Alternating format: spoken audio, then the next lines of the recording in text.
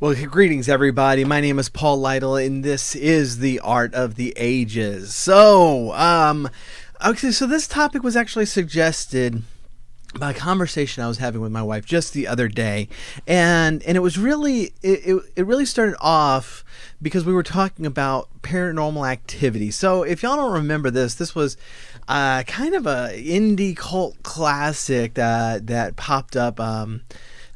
Several years ago. I'm thinking like 8 years, thereabouts.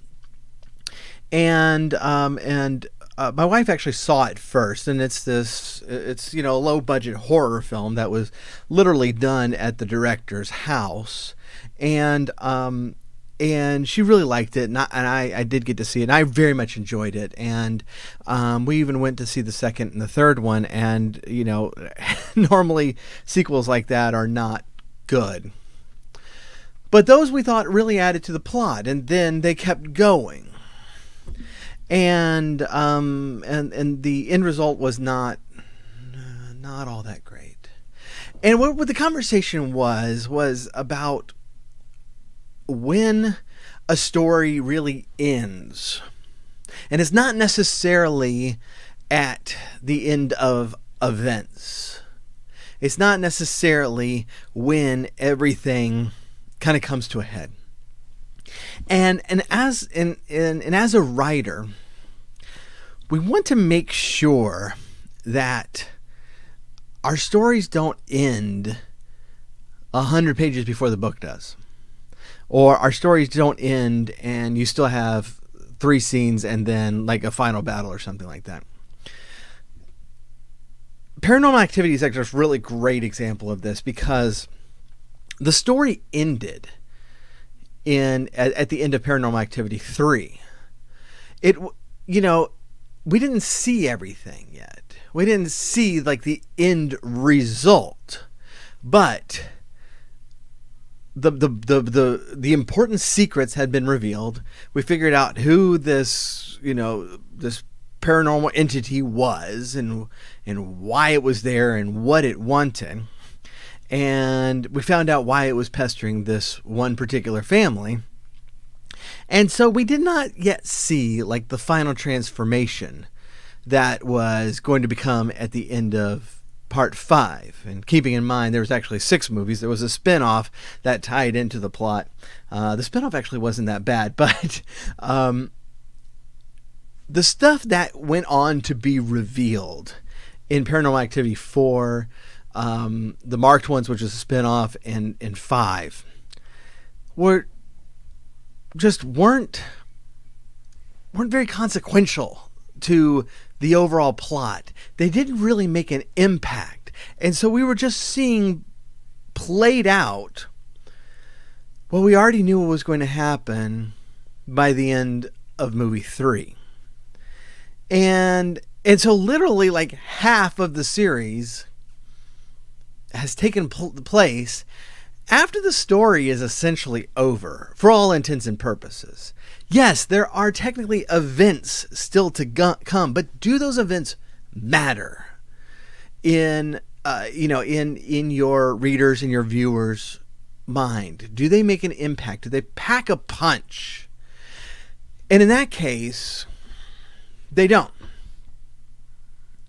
This is actually what I think is one of the problems with The Last Jedi. And I know that a lot, some of my friends are very much fans of that movie. I'm not. I've gone over that ad nauseum. I'm not planning on doing that again today. But I think one of the problems with it is that at the end of The Last Jedi, the story is over. And I don't mean there are not events left, right? I don't mean that there aren't things that can happen. I just mean that the stuff that the audience cares about, the stuff that brought the audience in, that they're wanting to see, they're wanting to see advance, they're wanting to see resolved, they're all over. And I'm not going to go into really spoilers here. because for all I know, you haven't seen the movie. So and that's really hardly the point. It's just, whether or not you thought it was a good film or not, I kind of wonder, what are we hoping to see in the next one? Because all of the overarching plots have just either been waylaid and driven into the ground, or they've been resolved. And so episode 9 essentially has to manufacture a way to bring us back. Now the story isn't over. There's battles left to be fought, and certainly that's always something that will draw people, as a big spectacle. But I think that we find that when we've lost that interest in anything inherent in the story, that to keep us turning the next page, that it doesn't matter how big the spectacle is. For the reader, the story is done. There's there's actually a really good example about a publisher that kind of saved a book, and that is The Once and Future King by T.H. White, which is a great classic. And I am a fanatical lover of Arthurian legend. And so, as just a massive fan of Arthurian legend, this is a book that's much beloved by me. I've seen the musical many times. The musical Camelot is based on this book, as is the Disney film The Sword and the Stone. They're completely different sections of that book, but it is part of that nonetheless. Now, The Once and Future King was originally written in 5 parts. And what we know of as The Once and Future King only has 4 of those parts. And the reason for that is, these are very distinct books that are collected into the larger work. But what we think of as that ends at the end of book 4. Now, book 4 ends right before the battle between Arthur and Mordred. And it ends with Arthur reflecting on all that he's learned and essentially wondering, has all this gone to waste? What do I do now? And he understands that, whether or not he wins, the kingdom is fractured. The heart of his kingdom is gone. So even if he wins, that it's not going to be able to be pulled together. It's so he comes to a resolution before the battle begins on some amount of hope to keep this great dream going. And he sets that in motion before the battle begins. And then the book ends. Then the book is over. And for years, I think even decades, everybody thought that was the end of The Once and Future King. But there was one more book. Now, the publisher, because this was being published during the war, the publisher did not want to print the 5th book. First, because there was a paper shortage, and this is a really big book. Once and Future King is the size of a long novel. Add yet another book, another 100 pages to it. You've got yourself just a really hefty book. But the other reason for it is there is a very distinct anti-war message in the final book. And it's, we're in the middle of a war here. We can't be doing that. And so the publisher is like, no. We're going to end it there. Now, this was very wise on the publisher's part. And it's not because of the reasons that they stated. It's because the book ends there. The story is over. And I absolutely, and the final book was published finally. It was published as the Book of Merlin, and it is the last chapter of the Once and Future King. It's about 100 pages long.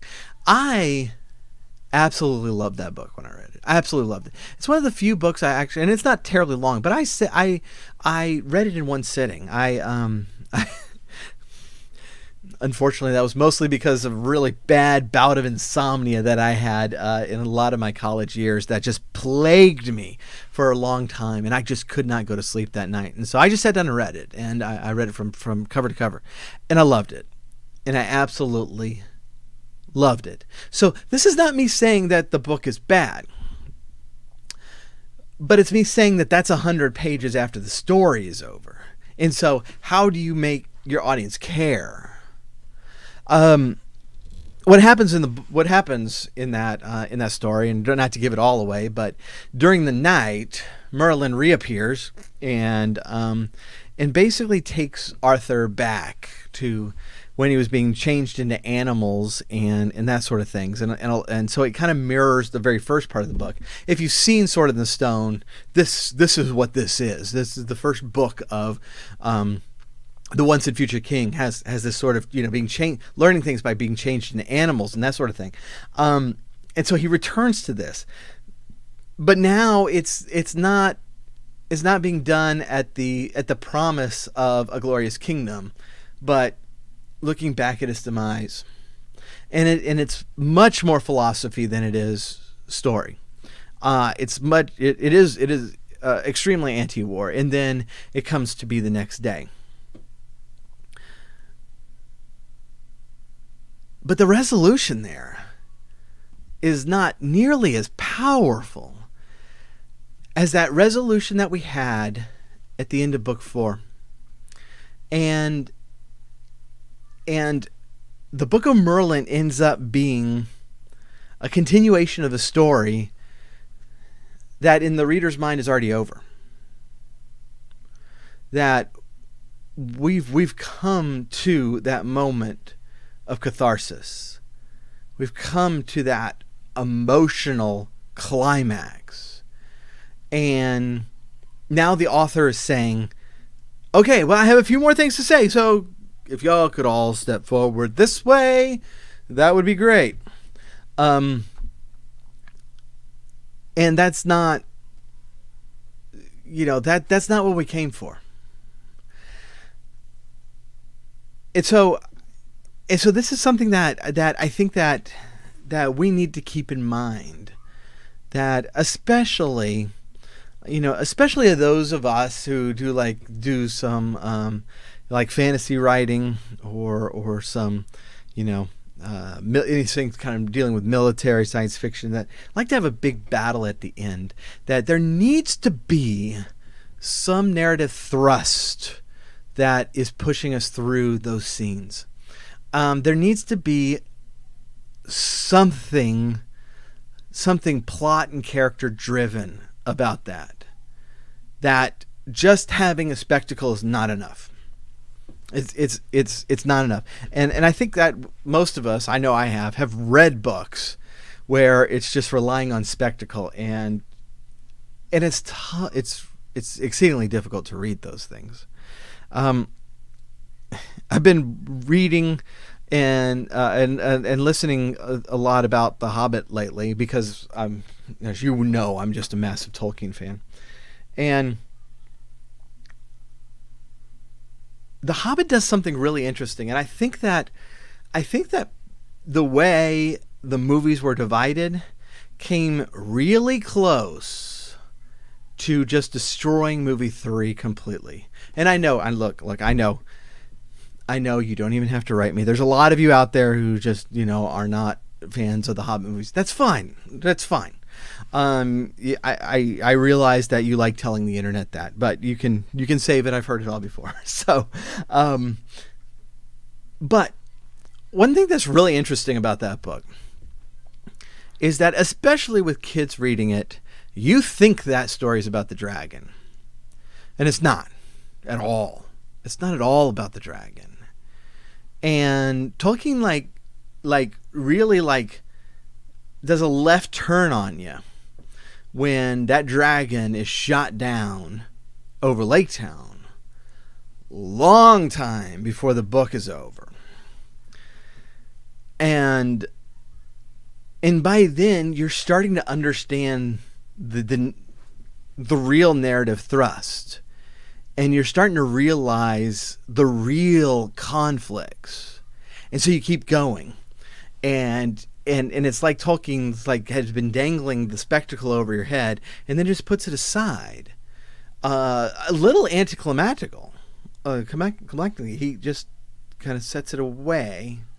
It's like, okay, now it's time to get down to business, because there's something going on here that we need to talk about. And it's really masterfully done.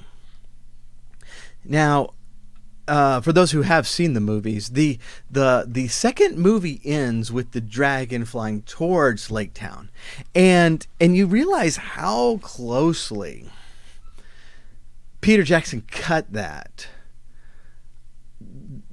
he could have just very easily torpedoed his third film, because in that segment you're starting to get the thrust. You're starting to figure out what the movie's about, but it's really, especially the way the second movie's filmed, it's really focused on the dragon a lot. And if he had killed that dragon off in movie 2, I don't think there's much reason for anybody to come see movie 3. Just the way he set that up, I don't think there's a reason to come back a year later. It's a little bit of a different thing when you're looking at the book, going, wait a minute, there's still pages left, versus that dragon has died and the next part's coming out in a year, and you're like, okay, because I thought this was about a dragon, is it not? But he didn't. He kept that part in, and essentially tied us to our chairs while he told the real story. So I personally think that cut should have been earlier, but they do not pay me money to make films, and if I had made that movie, it would have been different, but not better. Whatever you think about it, think of the film. If you think it was terrible, trust me, I would have done worse. But he kind of saved himself there. Tolkien has this magnificent balance of making you think the story is over when you know in your heart that it's not. And a few of us can recreate that. And I want to be very careful that I don't overestimate my skill as a writer and think that I have very subtly manipulated the heart of the reader into really caring about the real point when what seems to be the main point is now pushed aside for them. I want to make sure that I'm carrying that narrative arc clearly for them right through the end of the book. And when that narrative arc is done, to wrap things up for them. And so you don't have that moment of, it's like, well, bad guy's dead. What is this whole other section of the book for? So that's our goal. That's at least my goal, and I think it's something that we should keep in mind, because there's this is a mistake that not a few people have made, and so yeah, when you're planning that out, make sure that you are carrying that narrative thrust through up until the very end, and not keep expecting the reader to continue on once that's done. Appreciate y'all sticking with me today. Thank you so much for joining us each and every week here on The Art of the Ages. I really do appreciate it, and we'll be back next week with another topic. And until then, Never, never, never quit telling stories to one another. We'll see you then.